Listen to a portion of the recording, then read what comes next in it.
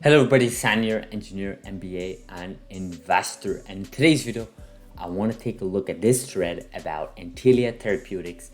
Basically, Yair put up this thread yesterday, and I told myself it would be a good idea to go over this thread in a video format. Of course, talks about NTLA specifically, their programs, and I thought also that it would be a great idea just to go over it, talk about it, and of course, it's been a while since we've done something on Intellia, so I thought to myself, for newer viewers and maybe newer subscribers, this could be a good chance to catch up on Intellia Therapeutics, which of course is a CRISPR company focusing on several diseases, but more specifically with their NTLA 2001 program and ongoing 2002 program, which we have yet to get data in September for, but it is in vivo using CRISPR. So if I take a look at this thread here, Yair starts off looking at the financial report. Okay, so nothing crazy here. Let's go here. NTLA 2001 is the most advanced in vivo CRISPR-Cas9. It is to treat ATTR, so of course it's knocking out a specific genes that's meant to reduce TTR proteins, and the NTLA 2001 program has already proven to be doing that exactly in phase 1, phase 2 clinical data that they've had so far, over a year of data. Everything is pointing towards going forward with phase 3 and potentially FDA approved at some point in the next 2-3 years. Who knows the timeline at this point, but things are working really, really well for this company for NTLA 2001. And of course here they're just going over again a reminder of what this program has done, about the TTR proteins reduction. Again, we have over a year of data. Everything is pointing towards going phase 3 at some point, right? So they've actually just a few months ago decided on the actual dosage, right? It's going to be 80 milligram as opposed to going by kilogram weight of the individual like they did previously. So there's that. So NTLA 2002, this is where it gets interesting for this company because, we're going to get data in September, and this program is owned 100% by NTLA as opposed to the NTLA 2001, which is a partnership with Regeneron. Again, nothing wrong with partnerships. It's just that when you own a program 100%, you can potentially get 100% of the profits, assuming you go forward with it, right? And that's the big bet on 2002. I made a video on this just a couple of days ago, this last week, and really was about, I think this is the dark horse program for this company. As people are focusing on the 2001 program, I'm more focused on this program, right? And this program, of course, is to knock out the KLKB1 gene in the liver, which, of course, NTLA at this point has a lot of experience with the NTLA 2001 with the liver there, with in vivo. So they dosed the first patient a while ago here in end of 2021, so we should be getting good data by the next month, within the next 2-3 weeks. Who knows? It is a potential one and done treatment. Same thing for NTLA 2001. So that's the beautiful thing, right? And we talked about this again in the video a few days ago. Highly recommend you guys to watch it. So we go here, and there's two more in vivo programs for this company: NTLA 3001 and 2003, right? If we take a look at that, I haven't covered these programs that much, so I think it's a good idea for me to look at it. So what is it? NTLA 3001 is aimed to ATTD associated lung disease. That's interesting. That's a lung disease. An IND will be filed for 2023, so it looks like it's not yet filed.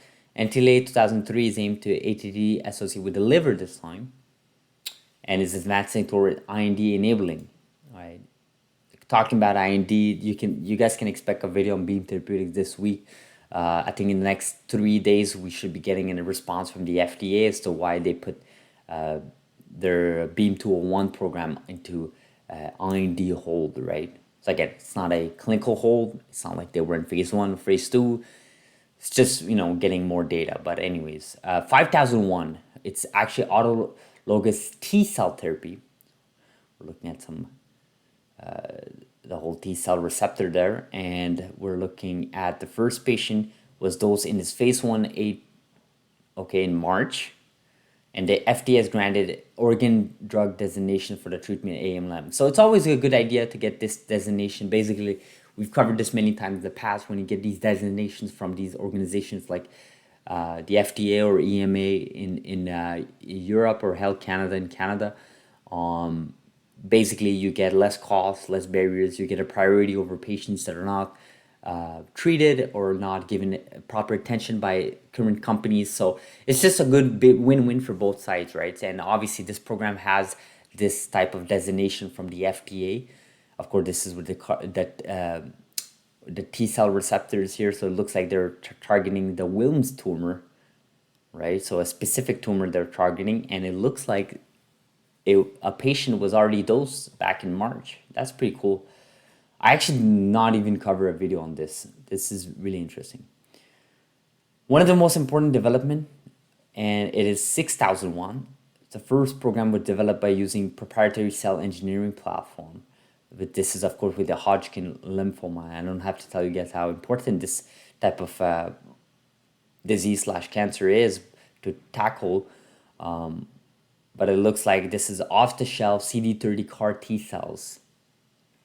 So this, according to Yair, this is definitely one of the most important programs. And if we go with the 8 point here, major strength is the collaboration acquisitions. So they did acquire Rewrite. We covered that this year, I believe it was. There's also the development of KYV201 CAR T, CD19 CAR T cell for autoimmune diseases. That's pretty cool. And let's take a look of the following slide here. Capital resources, we're looking at R&D expense about 90 million. Okay, and current cash position is over 900 million. Of course, this was done by diluting their stock here and there. It's done by these partnerships, revenues. Of course, Regeneron being a big pharma company is probably a good idea to partner up with these types of partnerships, right? We talk about how it's important for these companies to build these partnerships. So that's pretty cool. So upcoming milestone 2001. Of course, we're all over that. We're gonna get more data, phase 1 data. We already got that, but I think we might potentially get, of course, more data by year end. But 2002, I think that's the most eyes are on this. I think my eyes are definitely on this one. September, we should be getting data. We're told 16 September, so we'll see where we go from there. IND for the next program that they are in, of course, 3001, 5001. We'll see where that goes. So they have a couple of things going on here.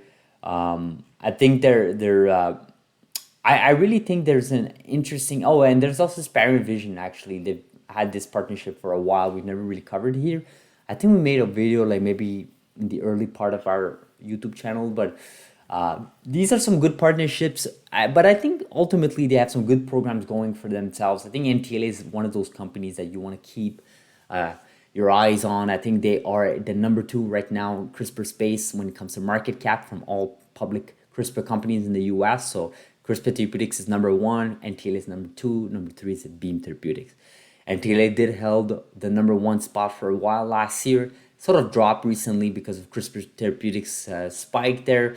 I would argue that they will stay top 2, top 3 for a while, definitely top 3.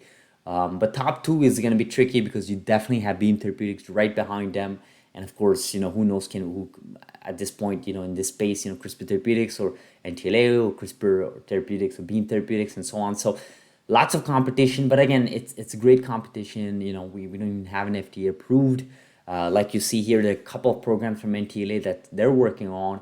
Obviously, 2001 has been an amazing success, and I think we definitely want that success to continue, especially for shareholders. But there has to be other venues, right? And 2002 is a great way to determine that in less than 2 weeks at this point, right? A little bit over 2 weeks. So I think there'll be good things coming up for this company. I think they will have to prove that they're not a one and done deal. There's no really CRISPR company that's been able to prove that they can go for more than one successful program. I mean, CRISPR Therapeutics obviously has many programs ongoing there, but besides CTX001 or Hexacell, there's not really that much going on for them. I mean, their CAR T cells program is a little bit average, even below average, some may argue. I just think there has to be another company here that can do at least 2 successful programs.